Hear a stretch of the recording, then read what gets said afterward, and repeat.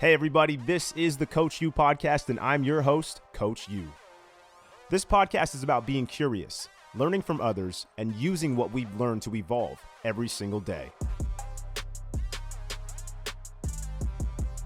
Hey, what's up everyone? Thank you so much for tuning into the Coach U podcast. This episode with Lee Taft is awesome. He's been a coach that has been nothing but welcoming and helpful to me since I became a coach. Back in 2017, I had my first conference, or visited my first conference, and Lee was there. And ever since day one, he's been nothing but open, willing to help, answer any questions. And this episode is much more than just him being the speed guy, which initially that's how I met him as. But he's so much more than just the speed guy. He's a movement specialist. He understands athletes and how they move. Even more so than just that, how they think, how they operate, and how different situations call for different types of coaching. So it's a great episode to listen to if you're a coach or an athlete, because you do want to understand how it is to think with athletes, as an athlete, as a coach. How can you communicate better? How can you make a better relationship and inevitably help your athlete become a better athlete? And as an athlete, become a better athlete with your coach. So I hope you enjoy this episode with Lee Taft. Hey, what's up, everybody? Welcome to the Coach U podcast. I'm your host, Coach U. Today, we're being joined by Lee Taft. Hey, what's up, Lee? How you doing, man? I'm good, John. It's so great to see you. It's been a while, and I've always been a big fan of yours, and excited to spend some time with you. Yeah, I've learned so much from you. You're known as the speed guy. We know this. I've heard you called the godfather of speed before as well. So, we know that you love speed. We're going to talk speed for sure, but I have a lot of other questions about coaching, and it's not just, Awesome. one dimension, right? So I really want to pick your brain on a few different topics that have been, I've over my coaching years, I've picked up and, I'm like, I really want to ask him about these certain things. So Yeah. we're going to get into it. Before we start any of that, I want you to, give everyone a little idea of what you're doing, kind of how you transitioned through the COVID period and what you're doing now. Yeah, definitely. So, to kind of start in the beginning, I started out as a teacher. I was a phys ed teacher. I grew up in a family of teachers. And so that was kind of like, I'm excited you're going to talk about kind of the coaching, teaching aspect, because really that's what it all starts with. It doesn't matter what we know if we can't relay it to our people in a concise manner. So spent a lot of time there. I early on transitioned into strength and conditioning, and over the years I've owned some facilities, and I went back into teaching and coaching again, and then now a lot of my time is spent consulting and obviously creating some coaching courses. But John, I got back into coaching last year. So yep. And we used to live, I'm from New York. We're there, went to Indiana for about 15 years. Right during the pandemic, we moved down to Florida. And we were going to move anyway, but it just kind of seemed like the right time to do it, because we just couldn't travel. I couldn't do any, in-place seminars. So we kind of jumped in our cars and drove down and found a place. And we've been here for a little over 3 years now. And then last year I got asked to be a head basketball coach again. And that's like asking a little kid if you want another piece of candy. So. That's awesome. Did you find the joy back in it again? Oh man, I did so much because number one, I missed it. It's, you just give me a ball in a gym and even a ball in a football field or whatever. It doesn't matter. Totally. I just love being around the kids, love, being around the parents and supporting, a program. And because I was away from it for, a couple of years and, a few years from a now I had coached, but I had coached some different levels in that time. But coming back and being the head coach of the entire program, which that's what I like, because now I can mold the little kids all the way up to the top. What it did is the time off gave me perspective. Like as much as I can be demanding at times, I also had a greater perspective of, especially during the pandemic, like, this isn't the end all be all, it's a sport still, and we got to keep, and I've always been pretty good with that, but I think I even understand that more now, and really try to give something the kids can be proud of. And these are things that I'm older now, and you kind of look at it as almost like a parent sometimes for these kids, so it's been great. That's awesome. Yeah, it's interesting, like getting because when you say you got back into coaching, it's like you've been coaching, but this is a different kind of coaching. Can you describe the difference between the two different styles of coaching that you're talking about here? Yeah, yeah, definitely. So when you're a strength and conditioning coach or a performance coach or a speed coach, whatever it is, when you work in that area, there is a little bit of film, right? You can break Hmm. down the technique of someone, and you can do that. But when you get into the sports of coaching, soccer, volleyball, tennis, whatever, in my case, basketball right now, there's a lot of prep work. There's a lot of work where you have to look at all your athletes that are going to be competing on the court for you, and you got to figure out how to get them to play the best way they can together. Hmm. Like you might be my best shooter, but you shoot best coming off a screen. Hmm. I got to figure that out. I can't just say, all right, well, we're going to do this and we're going to pass the ball to John in the corner. He's going to shoot it. That might not be your shot. You might like coming off a get action or whatever. And that's just how you shoot off rhythm. So that to me is the fun part, because I Yeah. made all the mistakes. I thought, this kid's a pretty good athlete. He can play. No, they didn't fit well in that system. So we Hmm. have to make sure we do that. And that to me is the difference between, like when a kid goes into a weight room, the weights aren't moving. They're not setting up a defense against you. They're not, Right. they're not, you don't Right. have to chase them around. So Yeah. you can pretty much go in there and you can get your stuff done and work at it as where you got a plan for the other team that's trying to attack you just as much as you're trying to attack them. And that's a different mindset. No, that's cool. And that's for reference, the corner shot actually was my shot. It was Hey, like there the you only go. shot. There in free throws, that was great. Everything else, not so much. No, that's awesome. It's cool to hear the difference because playing so many different sports and then being able to try to relate what we do as a performance speed coach, strength coach, whatever we are, and then actually being like there's skills coaches in these departments too, in every single Yeah, sport too. So it's you can break it down even further. But then to be the coach who has to kind of tie it all in together, they're all different aspects, all coaching. So it's really cool to hear the differences of what you're seeing, in your experiences and like how you see the actual coaching, because it is an art. It's yeah, such an art to be able to dial that in. yeah, Um, I definitely. have this thing. We'll go to this. I wrote it in the notes, but it's called an impact deck. So here, there's Yeah, just some fun little things in here. It's just some wisdom, not even about sports. So there's an action card, yep. there is a reflection card, and then Hmm. there is an affirmation card, I believe. Yes. So the affirmations. And so what I'm going to do is I'm just going to shuffle them up here. It's a Perfect. reflection. Here we go. So, ooh, this is a good one. What's getting in the way of you being exactly who you want to be?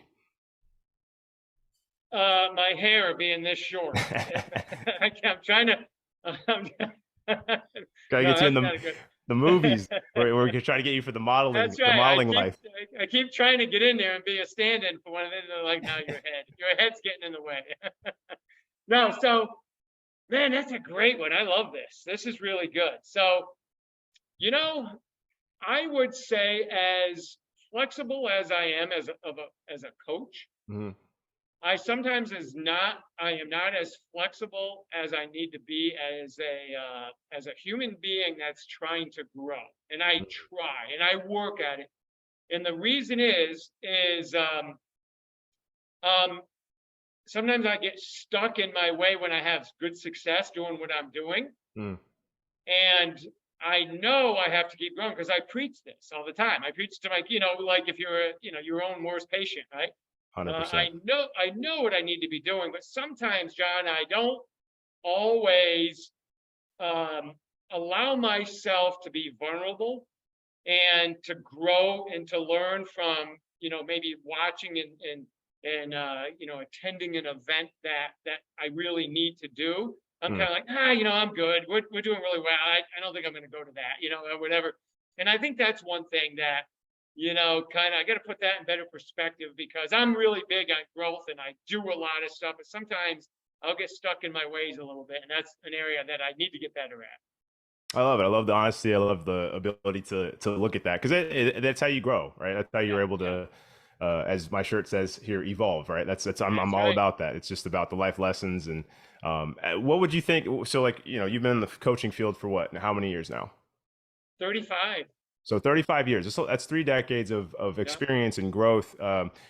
So I like hearing the evolution of coaching. I like yeah, hearing how you've grown, and just even talking about that right now, hearing you say, hey, I still get in my own way sometimes. And like, I think it's interesting because as a younger coach, and even like 10 years ago, and I met you in 2017, that I've had so much growth in just those 6 years, mentally, physically, and I just love hearing the experience of others. So what would you say, 20 years ago, 10 years ago, have been big maybe moments in your life or just throughout your coaching career? How have you evolved from day one until now? yeah. This is such a powerful question because we could go on for 3 podcasts, Right, right. on this one because it's that important, really. So the one thing that I think all of us go through as young people is, so young professionals or just young people in general, is we want to be heard. Hmm, We want to be recognized and noticed. We want what we say, do, what we teach to be respected and, to be honored to a degree. hmm, In some ways, we go about that by talking a lot and maybe over coaching or over teaching because that's what we know. We were taught, I was a physical education teacher, so I was taught how to teach. Plus, I grew up around a father who did it for 44 years. My two brothers were teachers and coaches for 35 years, and my sisters were teachers. So that's all I heard. So I was like, oh, I can't wait to teach. I can't wait. So I go in there and I'm just yap, yap, yap, yap, yap the whole time. And so over the years, I realized, gosh, I actually get better results when I shut up. And I give them a direction.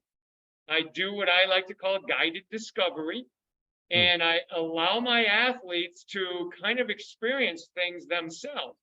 And I think so from the 80s till now, that's been the biggest growth. Is I think I'm really, really good now at understanding when I need to roll my sleeves up and start chirping a lot versus just kind of saying, "You're okay.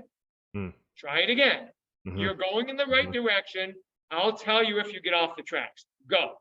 And then the kids kind of start to realize, and here's the other part to that story.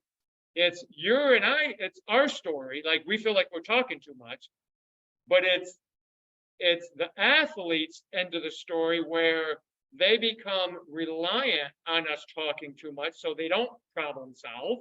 hmm. When you stop talking, they're like, okay, he's not going to tell me what to do, so I need to figure this thing out. And I'm like, yes, that's what I want. I am not going to tell you what to do because you're heading in the right direction. I don't want rote memory. I want your nervous system to create a pathway of Yeah. learning. And Yep. so now I've learned to back off and kind of let that go. And that's really been a big part of my teaching now. And from feedback to anything I give, it's well, what do you think? You just did it. What do you think? And let's solve it together. Yeah. Yeah. No, it's funny because that leads right into the next thing that I had in terms of like my topics. I was like, I feel like we're expected as coaches, like you said, to, give that feedback on almost every move. And especially if you're looking at specific skills, if it is speed or if it is a specific weightlifting exercise, we're taught as coaches to Yeah, correct and to assess and to give feedback, but it's not always great. And I did notice, like, I've actually experienced what you just talked about firsthand, where, the more cues I give, it could be confusing because there's too many things to think about. And then the more I've backed off, the more I've seen them try things. And also, I think too, and I want to hear your opinion on this, but let them mess up and let them have bad reps. We don't want them hurting right. themselves, but there are going to be bad reps, just like on the field there are going to be bad reps, just like Yeah, in life there's going to be bad reps. And so I think it's a bigger correlation there. What do you think? yeah. Oh, that's so important because it is absolutely insane for us to think that doing a bad rep, a less than proficient rep, or whatever we want to say, is to be expected because that's not how the nervous system works. That's not how the brain uh, evolves, as your shirt says. We try something. The brain hasn't created a pathway for that yet. So how Mm-hmm. can we be so stubborn to think that they should have did it right on the first time? It's one thing if we're going to talk about effort and attitude, right? We Mm-hmm. can have a great effort right off and a great attitude right off. That's different. But if we're talking about the skill, we have to be smart enough to understand learning starts with failure, because the failing process is what actually ignites the brain, the chemistry, and the electricity to start forming Yep. pathways. Yep. And so if we're going to be so naive to say, you got to get this right, you've tried it 5 times and it's pole vaulting. Yeah, you might try that for 5 years and not get it down, right? All right. So I think when we start to understand that, the feedback we give or the cueing we give has to come in progressions and steps. So when I'm working with you, shooting in the corner, your jump shot, and you keep missing it to the left, right? And you're a young kid, you're a 6th grader, and you're off. The cues that I'm going to give you now won't be the same ones when you're a freshman in college shooting that same shot. Sure. It can't be. I might have to touch on it, but I have to evolve because your understanding is greater and your execution of the skill is greater. There just might be some mental things that are off. And I could give you one of the cues I give my basketball players all the time is stop shooting the ball 50 miles an hour, shoot it at 35. All of a sudden, what happens is their arc goes up, the ball slows down, the rotation improves, and they don't bang it. It's not bam, this hard shot.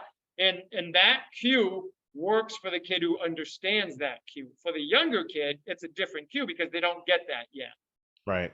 So 2 things came up for me. I do want to ask about cueing and how you give feedback, but hold on to that one because I actually want to ask you about something else that came up first, which is what you said, don't shoot at a certain mile per hour. Let's shoot a little bit softer. I tell people find your 100 and work between 70, 80 in terms of it and be really, really good at that at a slower level and then start to amp it up. Because I always bring this one up, and it's Tiger Woods' father who said, I want you to swing as hard as you possibly can every swing as long as you're in control. And it's the same concept. I feel like to grasp things, like you have to learn how to do it. I can tell you all day what to do, but if you're not grasping it with motor control and you're not grasping it with your body and like understanding how it feels.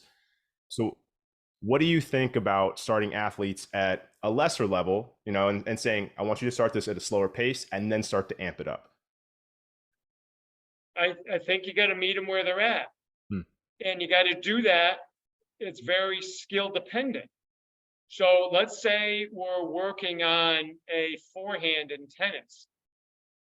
If you swing too slow, you sometimes actually change the result of what you're trying to do. In the game of tennis today, it's very topspin dominant. Okay, we want to come over the top.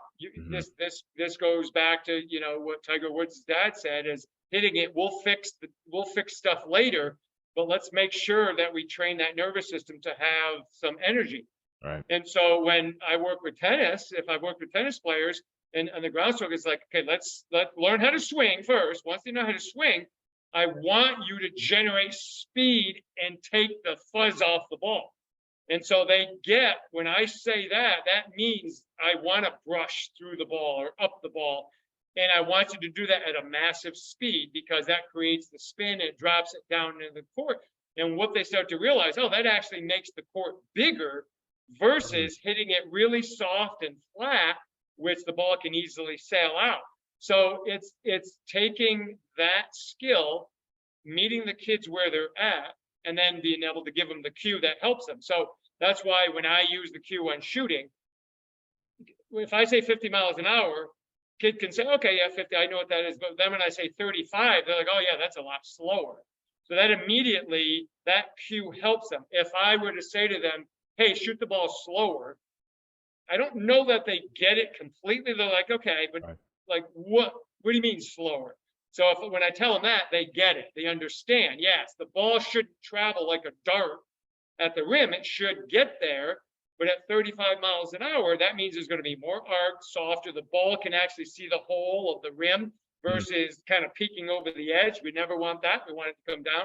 So the cueing and the words that you use connect the meaning of what we're asking them versus a cue just giving them something additional to work on, what they don't really connect it to how it's going to improve what they're doing. And that's what we have to do. Right, right. If they're just, like you said, if they're just not having a good time with the drill, how do you progress, regress? How do you communicate with them? Because it could be a really frustrating thing too for an athlete. Yeah. This is probably going back to your question a few minutes ago about how I've grown over the years. I went from very direct feedback to now most of my feedback is summary feedback. So what I'll do is an athlete will perform a skill or a repetition, and I'll say, so what'd you think? You know, based on what we want you to do, what did you think of that rep? And they're like, well, I felt like I just, I was off to the right, or I didn't jump high enough, or my foot plant was off. And I'll say, I think the same thing. And so what we did is we got a yes, yes. You gave me what you thought. I looked at it and said, yep, I saw that. We want yes, yes. If you said to me something and it was not very good, you agreed it wasn't very good, and I agreed to what, that's a no. I want those two. I want a yes, yes, or a no, because that means you and I are on the same page. Right. If I get a yes from you and a no from me, I don't want that. Because now I know you're not thinking the same, or vice versa. Right. If I think, oh man, that was a great rep, and you said, I didn't like that. Well, what that's telling me, and what I got to get across to you is, you know what? You actually did it right, but because it's so new to your brain, it felt awful. So I said, trust me, you did it right, and it's going to feel bad for maybe the next 10 to 20 reps, but then all of a sudden, it'll feel not as bad. And then by next week, it's going to feel like, oh, okay, this is pretty good. And then in a couple months, you're going to be like, oh, how did I ever do it the other way? And that's so it's that kind of yin yang type thing you got to have with your athletes. Let them, and here's the other important part, John, and I think a lot of coaches don't do this very well, is if you don't allow your athletes to learn how to explain what it felt like, I don't know that they're learning well enough. So if they just say, oh, I don't know, because that's what they'll do. Hey, John, how did you feel? And you go, I don't know. I'm like, yeah, but I need you to know. Right. So here's what I want you to do this time. I want you to feel like, did you feel like you popped off the ground, or did you feel heavy getting off the ground? And now it's like giving them a language, right? Exactly. Now I've given you two choices. I didn't give you this try how to come up with an evaluation on your own. I said, just tell me, was it slow or was it fast? Was it, popped off the ground or felt heavy off the ground? And now and that teaches them, I have to be aware of how I feel when I'm performing reps, and then they can start helping themselves. I love that. It can be tough to understand what we're seeing so much and what your brain has processed over the years and how much you've learned. Yep. You have to simplify it to an extent that, to help them understand and build their language. And I think that's something I've definitely learned, even just being able to relay it. Because once you get that down, I think it does become way easier. And I've seen that happen where it becomes easier to have the conversations. And I like to collaborate with them too, and like allow them to see some video feedback, allow to see how they're moving and see, are you seeing some of the same stuff that I am? Because it also can connect them too. How often are you using video with your guys and girls? A lot. Yeah. I always have my phone and my iPad, depending on where I'm at. Phone's easier sometimes to keep in my pocket. But if I can, like here in my little garage, I have athletes when they come in, I get my iPad and I show them, and then I'll sit down. If their parents are here, I'll show them. I said, this is what you need to be looking for when they're training at home with you. Yep. And so we'll just take them through it. And sometimes I'll just say, here it is. What do you see based on what I told you we're looking for? Yeah. And then they can say, oh gosh, I didn't realize my knees, do this or do that. So you kind of give them that feedback. And here's the other part I want your listeners to kind of realize. This is so important to understand. From the day we're able to move at all, okay, as a baby, till we can get up and we can reach and we can roll a little bit and then start to crawl, and then crawl to stand, and then stand to move. But anytime we're trying to maybe accomplish something, okay, moving our bodies, we don't, as adults, have no say in that. Like, we don't tell these little toddlers how to waddle over and go get Mm. that ball over there. So that goes to show you how powerful our circuitry is and how Yeah. it allows us to develop. Now, all of a sudden, the kid hits, 6, 7, 8 years old, and we think we have to involve ourselves completely to make Mm. these kids learn. But that's not what the brain really likes. What we have to do is figure out, okay, can this child, meaning a 10-year-old, right? They're still children, can this child throw the ball correctly on their own by watching their peers or watching their older friends and eventually establish a pretty good throwing action or a Mhm. serving action or a kicking action? Can they do it on their own? The answer is yes, they can. If they want to become advanced or elite, they're going to need some input Right. to fine tune things. And Right. if we see them throwing and learning how to throw incorrectly where it might cause harm, that's when we interject. But most of the time, they're going to figure it out just by modeling someone else, especially if higher level talent. Yeah. We think, I got a class today. We think they have to be right today or Right. perfect today. Right. No, it might be next month at this time. Yeah. That's when they're going to get. So, are we patient enough and smart enough as coaches to say, hey, we're going to get a win today, but the win might be your feet were positioned correctly today.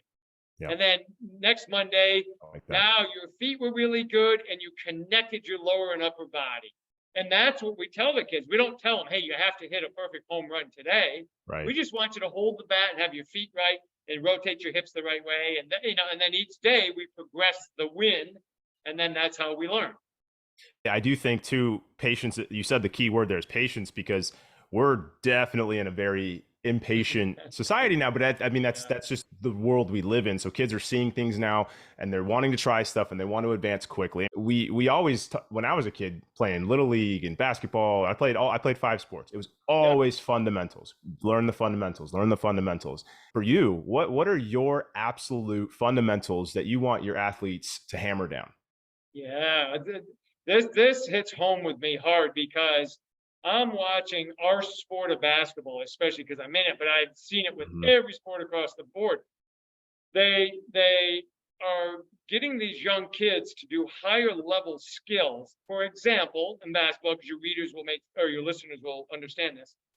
We're getting kids learning a Euro step before they can do a clean right and left hand layup.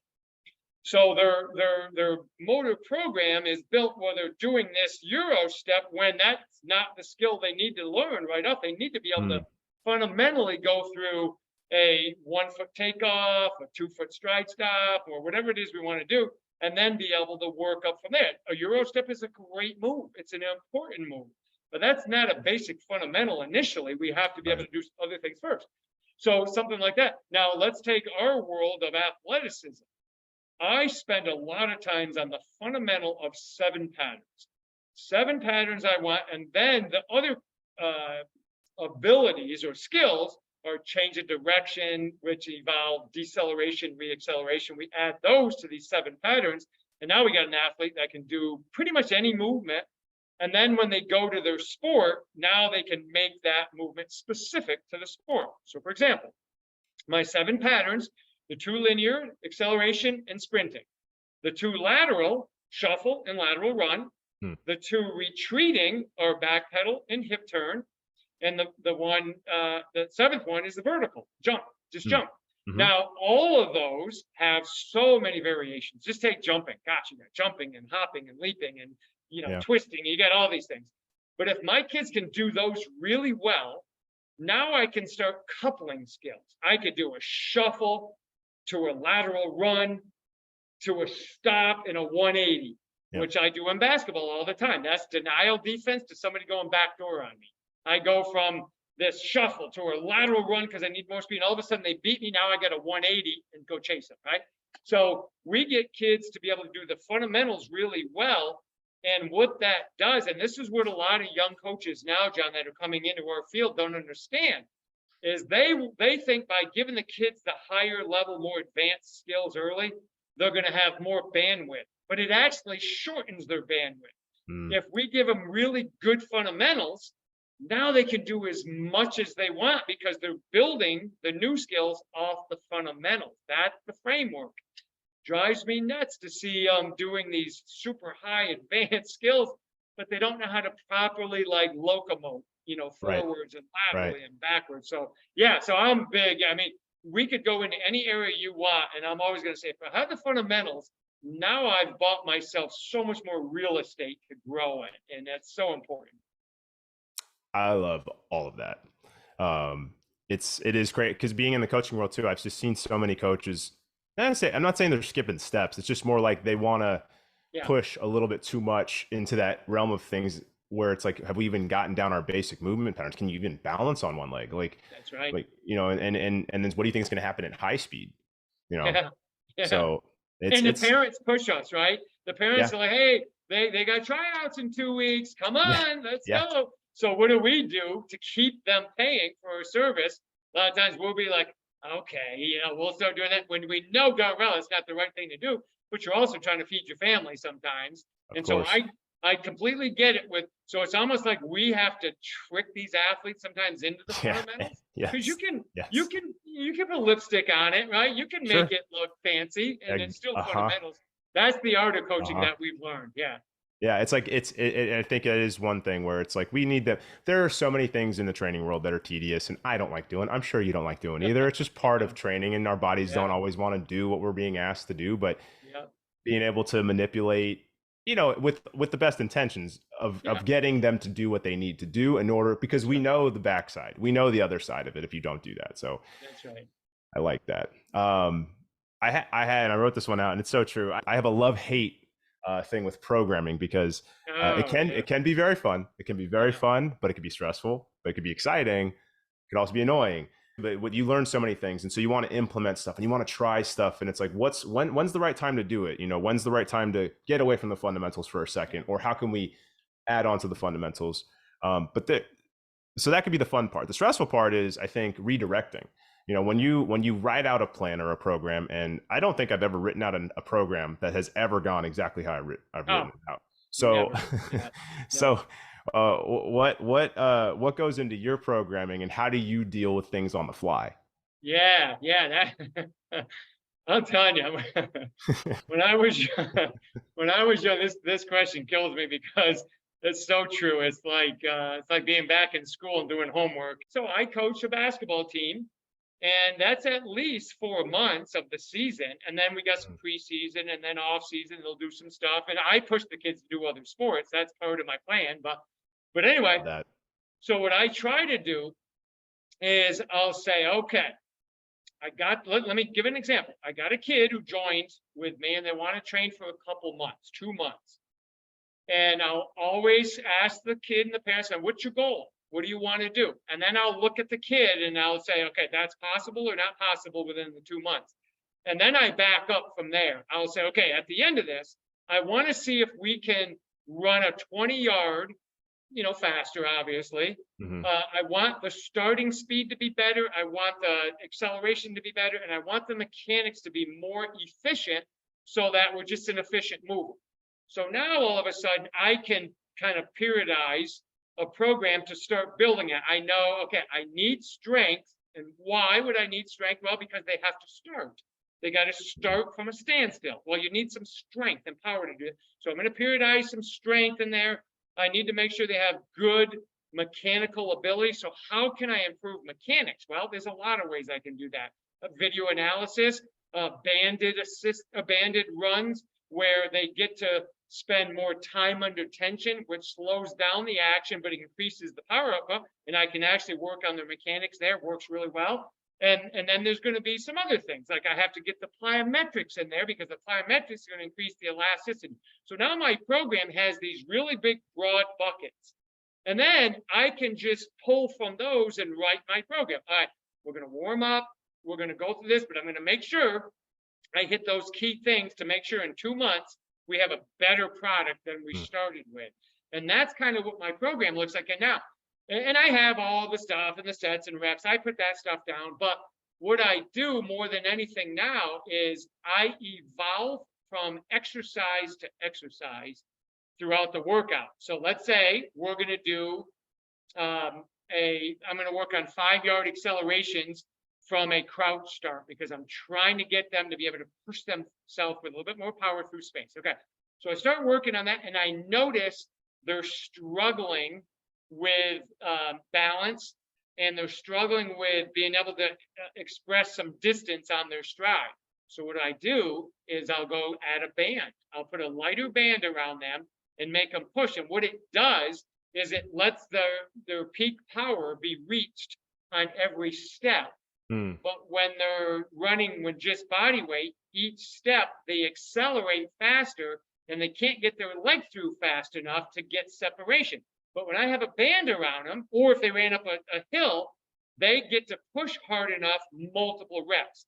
So that is on the fly. I'm like, this just isn't working. Let me try this. And I do that with almost every exercise I do on every workout. It's constantly the evolution of that particular drill and how can I make it better so that we get the results we want. After hearing that answer, I'm just gonna clearly say that I feel so much better about my coaching. So much better. It's true because it's hard, right? There's this protocol to follow, there's these principles to follow, and obviously principles are going to drive everything. Yeah. But you have to be creative with what you're doing. Not every athlete's the same. Maybe that band doesn't necessarily work for one athlete, so maybe I go to the front side and have them push against me that way. Like, what can we do as coaches to help that particular athlete in front of us to the best of their capabilities, right? Yeah. And so you have to be creative. So you do. And you know what? Here's another thing, not to interrupt you, but I think this will make a point. And like, so let's say you and I are coaching basketball and I'm playing your team and your team consistently beats us backdoor. Consistency. Well, I'm a fool if I don't adjust on the fly, right? I got to do something. Right. I got to change my defense. I got to back my kids up a little bit so they're not, they don't get beat out of backdoor so easy. Mm-hmm. I got to put more pressure on the ball. So sport coaching needs to be studied more by teachers in classrooms and teachers of strength and conditioning, because we easily see in sport where if something's not going right, we change like that. Like we don't force it. If something's not working, we immediately change it. We'll go to a different offense or a different set play or a different flow or whatever, a different out of bounds play, right? But in our field, sometimes we're like, no, son of a gun, I'm going to make this thing work. And that's not the answer. The answer is, can you be fluid and still accomplish the result you want? So that's why I love studying sports, because we have to adjust. Otherwise, the opponent gets the upper hand. And that's what makes this, you beat me, I beat you. That's it. We got to do the same thing in training.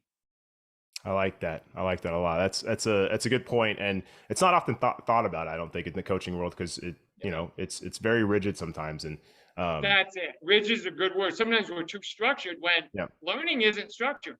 Learning is a process of tripping and falling and getting back up and keep doing that until eventually you don't fall as much. That's really what it is. Yep. All right, we're going to talk speed. We have to. I can't bring you on and not talk speed and movement. So let's do this.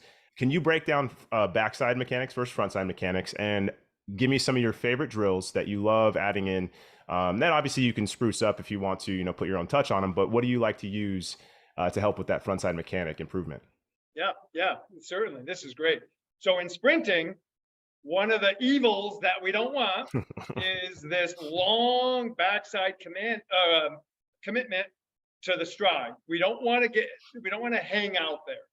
Obviously, we know we have to go there, but it should be a result of momentum, not exertion. So I shouldn't be purposely extending my hip back and pushing my foot way behind me when I'm sprinting. It should be the result of striking the ground hard as my leg comes through, me moving over the earth, and my leg ends up behind me, because that's physics, right? Yeah. Now, all of a sudden, I've got to get that leg in front of me. So what we see with backside runners is we end up getting the knee over flexes too long on the backside and the bottom of the feet. So let's say the cleats or the spikes or the tread ends up facing the sky for too long. It ends up, so my foot goes way back and then my shoelaces are facing the ground and the foot's up. all of a sudden, I've kind of lost some hamstring control. I've lost the gastroc, helping to contract the knee to bring it forward. That's really important. So now that's the backside. When I get stuck there, then what happens, I'm trying to bring that forward, but because it got stuck behind, my front leg has already struck the ground. And I got this big gap between the two legs, the two thigh bones. And because the other one's back, that front leg comes through, the back leg eventually comes forward. But because it hung out on the backside so long, and my front leg is already at mid stance, I never get to the real good front side mechanics. I end up stepping down sooner, and we call that forward rotation. You start rolling forward because my pelvis, everything tips forward because I was hanging out on the backside. If you and I are racing and you just keep edging ahead of me little by little, and I can feel it, and I start getting tight, and I start trying to push harder. As I start to push harder, I end up hanging out on the backside. What I should be doing, staying as relaxed as I can and lifting my knees quicker and striking faster. Pop, pop, pop, pop. Get them up. And now I become more front side mechanic based, and I'm using the elasticity better versus sitting on the ground longer trying to push. That's what I need to do during the acceleration. That was a long time ago. I have to get out of that one. So that's the backside. Okay, so we got this leg that hung out. Now we're going to say, all right, let's change that. Let's. I don't want my athletes to do that. How can I do that in max velocity sprinting? Well, I could say it till I'm blue in the face, or I could give them exercises that start to bring that response to life. One of the ways I like to do it is we'll run over cones or little hurdles. We call them wicket runs. And what that does is that intuitively tells the athlete, I better not trip over this cone so I'm going to lift my leg really fast. And if we position the cones at the right distance, and it takes a little bit of work, but once you get them there, the athletes just start to get to the front side so fast because, and I only use, like 6-inch cones because I don't want them running like they're running through deep water. I don't want them overemphasizing, right? And that all of a sudden cues them externally, right? Or internally, I should say, but the external driver is the cone. And now they immediately get to front and they don't hang out on the backside. Now, the other way I could do it, John, is I could say, hey guys, we're going to do A skips. We're going to do high knees at a fast tempo, or we're going to do A skips or something like that. And that starts to bring them to the front side. But I still have to teach them to do it at full speed. That's where the wickets come in. The wickets start that. So yeah, that gets them there. So those are a couple of ways that we can really work on that to get it. And I have watched my own kids, my own daughters and sons improve drastically, but hundreds of athletes over the years of being a track coach and football and basketball. My basketball team goes through my sprint program.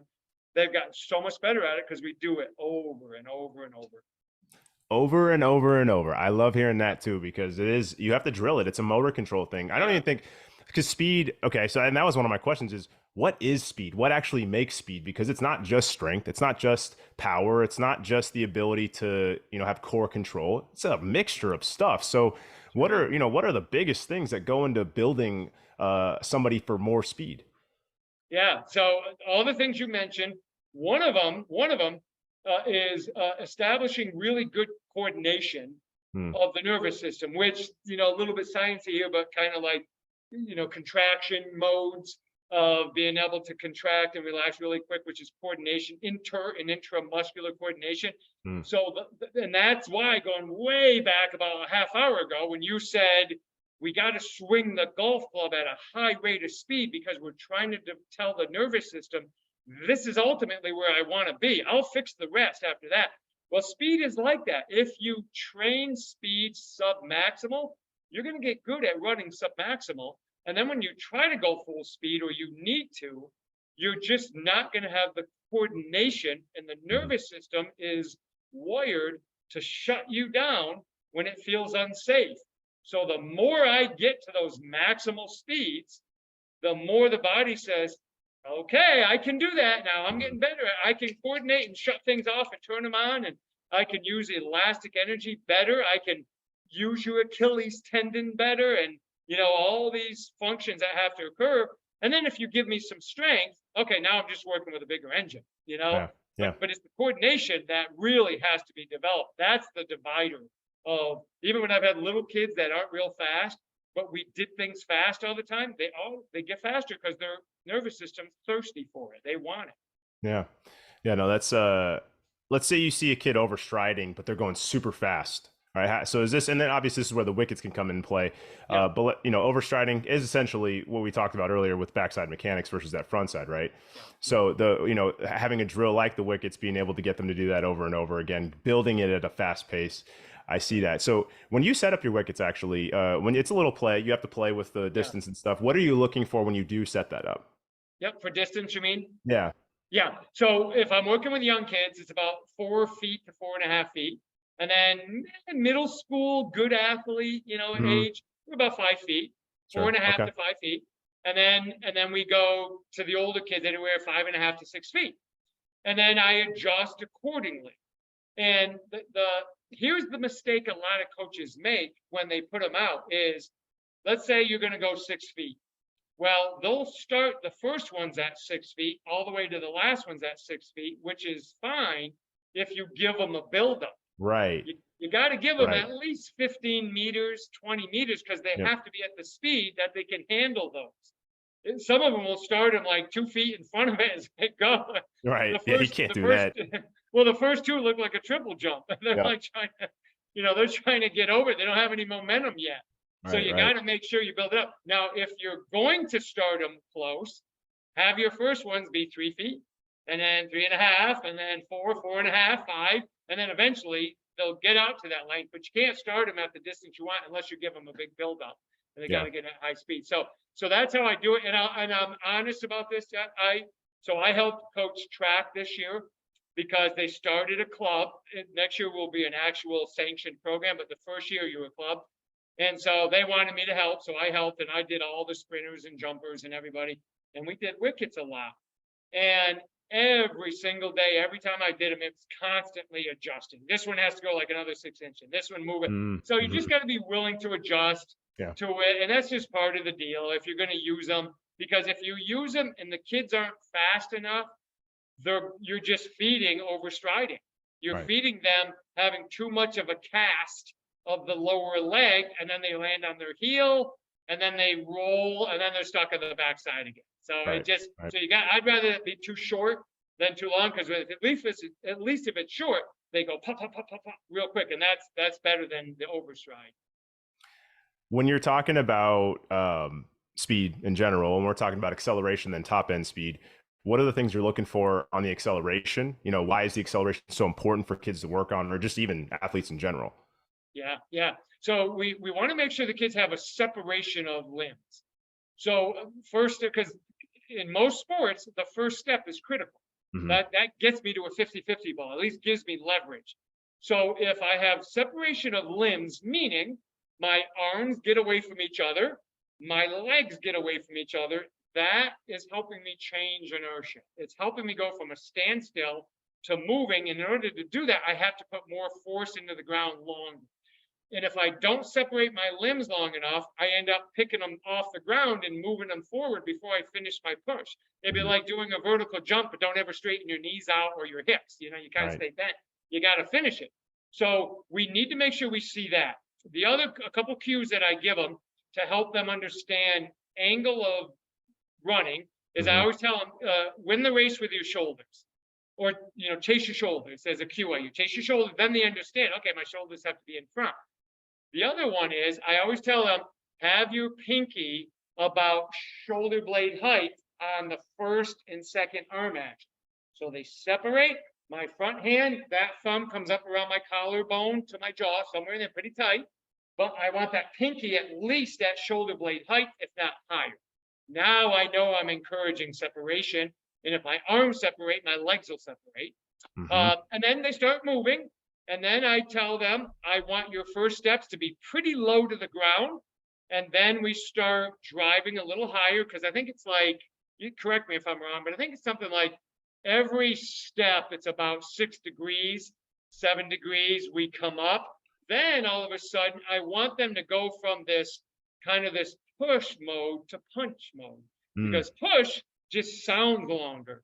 Right. Acceleration sounds longer. As where sprinting is punch.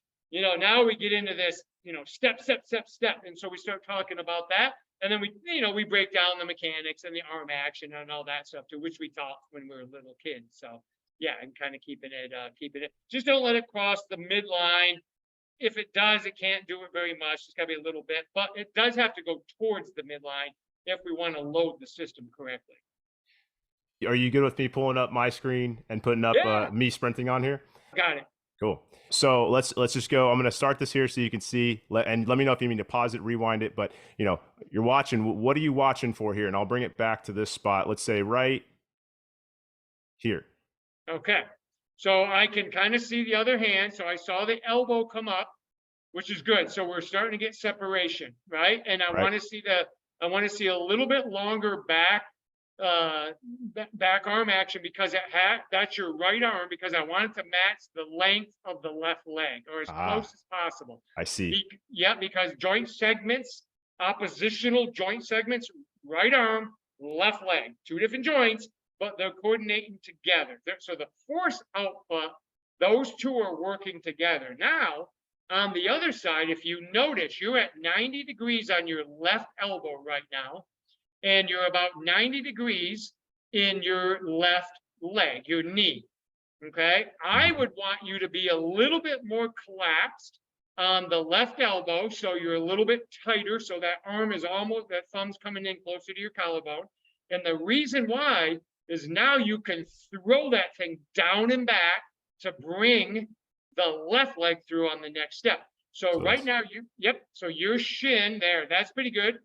Now, right there, if we look at where your left shin is, a little bit vertical, too vertical, okay? A little bit, maybe your body's a little bit upright, and that's why, okay? In that position, which is not uncommon at all. We're not elite sprinters. So right there, what we I was hoping I was, Lee. I was hoping so badly I was. What we want to see is a scissors action of that left quadricep and the right quadricep starting to come towards each other sooner. Because as you go ahead and creep it forward a little bit, right there. Okay. So now as you're coming forward, keep going until you hit ground, like right there. Okay. So now you're touching ground. So you're getting better. You're actually getting the front side pretty quick there. We want to see that right knee pretty close to the same or in front of the other knee, because what that does is that accentuates the power output and the coordination. It doesn't keep you on the backside. You're actually pretty good on this right here. And then, so go ahead. Yep. So this right arm, the left arm, right there, just if it collapses just a little more, I wouldn't be. When you say collapse, you're talking about that hand getting a little tighter in, yeah? Yeah. So a little less of a 90 degree, more of a, we're trying to get almost, not necessarily zero, but let's say like 10, 15 degrees with the arm. Yeah, and here's why. And then this is if we're being, like, let's say you were a volleyball player. I don't care if your arm is there or back. But if you and I want to talk shop about acceleration, then we can get into the weeds a little bit here, and that's the fun part. But I want listeners to understand, don't go nuts if your 10-year-old doesn't have perfect Usain Bolt arm action. We're not worried about that. But here's why, though. This is the fun part. The angle that you have right now, which is just about 90, maybe about 87 degrees, in that range right there. Well, because that arm is going to have a certain speed to come out of that, your right leg has to match it. That's coordination. So your right knee won't bend as much if your arm doesn't bend as much. Okay. And so if you want to collapse the knee joint a little more, then we need to make sure that we help that with the elbow, because they work together. See how they're both open? Yep. Open. Yeah, I'm going to rewind that so you can kind of. Yeah. So what are you seeing here? When you say open, what are you seeing? So your left arm is open, your right leg is open. Now your left arm is kind of open, and then the right. So what I mean by open is the joint isn't collapsing, they're staying open, which sometimes makes the foot a little bit vertical, but you actually do, like, your shadow deceives us a little bit because it looks like you're closer to the ground and you're not. Sure, So sure. you actually do a good job of punching down and back as you go. And Can you talk about that punch? Because that's something I often talk about with my kids, you know, and the athletes I work with is get that punch down and back. Because a lot of people, when that overstride, it's almost like they're trying to get ahead so fast, right? And I think that's kind of what you were talking about. If you watch that left knee and it's a little vertical, that shin, right? That's what you're talking about, is where we kind of lose that ability to punch down and back, right? When we're in that acceleration phase. exactly, exactly. And so being able to drive down and back on your first 2 to 3 steps, especially, is how we buy the later race or the later acceleration for a 50-50 ball or whatever. Yep. If I were to overstride in these first couple of steps and be flat-footed or on my heel, in some cases, I've lost all the leverage of being faster later on. Right. In that. So it's important that we drive down and back, and we do that by staying closer to the ground early on and having quick arm actions on the front side, getting to this side, really, and then being able to throw the hand down. So if you watch your left hand here, when you go through this action, what we can see here with the right, your right is going to open up. Look at your elbow almost as straight. You can't see it on that side because your body. Right. Yeah. So we'll do it on this side. It's going to be virtually straight right there. Right there. And Yep. It's trying to match your right knee joint. And that angle that the body's in, right? Exactly. Yeah. Exactly. And I think that's something that has really stuck out to me too, is just the ability to keep the body straight and in line, but it's a smooth violence. Like, you have to be smooth. You have to be violent. Really good that you do is you intuitively dorsiflex because of the effort you're putting in. So look at your back foot come off the ground. That left foot So the comes left off. foot's coming off. Yep. So right there, you push and then watch it reflexively dorsiflex right there. And then it comes right into it. Now you're dorsiflexing as you pull, which helps you collapse. You're in the figure 4 position, collapse. And now look at your setup to be a spring when you strike right there. Right. And that's something we talk about a lot too, is the heel strike. You know, do you hit, you know, you're not supposed to heel strike. You are supposed to heel strike. You hit it. What are we talking about here? So can you talk about that a little bit? Yeah. So hitting the heel isn't wrong if the heel doesn't hit first. So if I come down, so if I were to see your left leg come forward again, so go ahead and go forward, and I'll tell you when to stop it. Let it go until it's just about casted. Okay, right there. You can see right there, you're going to land on the outer upper third of your foot. Mm-hmm. Okay, that's supination. We want that because then it's going to roll into pronation. But watch your heel. So you can see, even though we're not right up there, we can tell your heel probably tapped the ground. You can see that it struck because you were in such good position leading up to the ground strike. Like, you're in a good position, you're on that outside, now it strikes. And when you get the pronation, once you strike the ground, having the heel touch actually acts as a little bit of a spring. And we're not talking about putting a ton of weight on it. It just helps the whole kinetic chain, because the talus, everything goes from external to internal rotation, moves the tibia, it moves up the chain. If you were only on the ball of your foot all the time, I would suspect you'd probably have some kind of tendonitis or plantar fasciitis. For sure. So, yeah, right now you're using some really good massaging through that whole joint system. But look at your right leg. That right there, that's good position. Now you're going to pull over that foot, and then you'll come down into that position right there. Yeah, so really, really, and now because you're putting your brakes on, you go to your heel first, which is actually really important. As you start slowing down, you should be on the heel. Oh, I love that. No, thank you for doing that. That's just fun to see. And like, I think it gives a visualization to people too, because I'm going to put this up on YouTube so people can watch and go like, oh, that's what we're talking about when we're talking about front side, back side. Great questions. Really good flow. It was really good. And having that video analysis, I think, is just a lot of fun. You know, it's just, it helps. Yeah, it really is. I think that's great. I love bringing people together to learn and talk shop and just to, communicate. So that's the evolution, right? That's the evolution of a coach. You go from being taught to teaching students and athletes to eventually wanting to help teach coaches and share what you learned. That's the evolution. Well, I'm on the right path, and I like that. Yeah. I like that. Lee, real quick, I just want to make sure that I have your links. I'll put the links in the show notes and everything. But I wanted you just to give a second. Hey, where can people reach out to you? Where can people find out about what you're offering? I appreciate that. Well, if they go to @LeeTaft.com, they can pretty much find me on social media. I'm pretty active on there. I'm really big on engagement and trying to change our youth development. And so they can find me there. If they go to LeeTaft.com, that's kind of the mothership of all our, courses and stuff. And then if they're a basketball person, we have a pretty neat course we did at basketballspeedspecialist.com. And that's a lot about what we talked about and a lot about language and teaching and how to do it. So it's pretty fun. But thank you. Absolutely, absolutely. Lee, thank you so much for joining today. I'm going to make sure you get this episode out. People are going to be learning. I'm going to have them with their pens. They're going to be writing these things down, and hopefully they'll be reaching out to you and learning more from you as well. Awesome. Thanks so much, John. You do a great job. Thanks, Lee. Appreciate it.